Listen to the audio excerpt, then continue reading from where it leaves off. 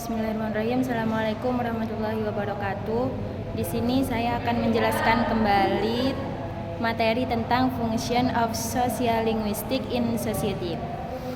Nah, sosial linguistik ini memberikan arahan kepada masyarakat untuk berkomunikasi dengan menggunakan bahasa yang ragam bahasa pada saat berbicara dengan lawan bicara.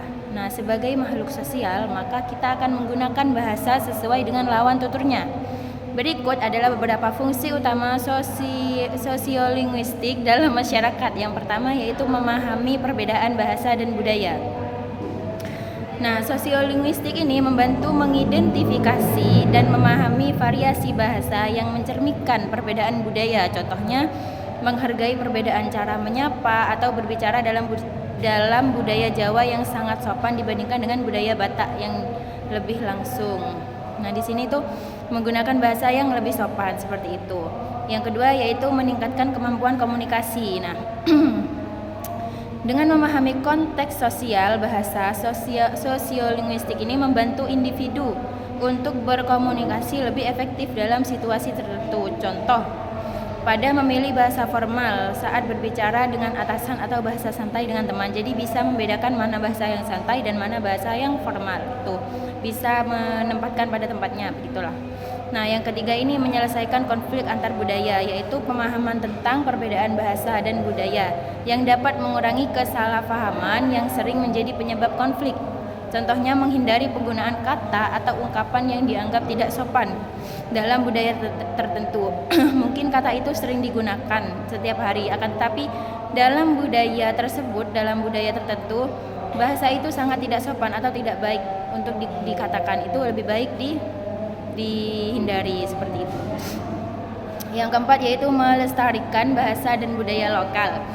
Sosiolinguistik yaitu mendukung pelestarian bahasa daerah dengan mempelajari dan mendokumentasikan variasi bahasa sebelum punah. Contohnya, upaya untuk melestarikan bahasa seperti bahasa Sunda atau bahasa Dayak. Memang kita sendiri di sini ini duduk di negara Indonesia, tetapi banyak sekali budaya atau bahasa yang ada di daerah-daerah tertentu. Nah, itu harus diupayakan untuk dilestarikan seperti itu. Yang kelima yaitu mendukung pendidikan multibahasa. Sosiolinguistik memberikan dasar untuk pengembangan kurikulum pendidikan yang mencakup penggunaan lebih dari satu bahasa. Contoh, program pendidikan bilingual yang mengajarkan bahasa Indonesia dan bahasa Inggris.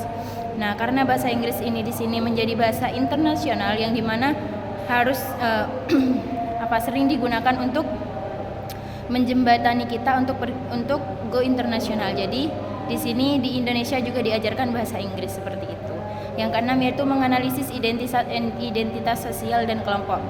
Bahasa mencerminkan identitas sosial seseorang seperti asal daerah, kelas sosial atau etnisitas.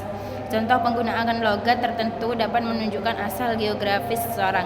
Jadi ketika ada seseorang yang dia orang Madura tapi menggunakan bahasa Indonesia, nah itu biasanya logat dari Maduranya itu tetap lekat pada dirinya. Jadi kelihatan kalau orang itu dari Madura seperti itu.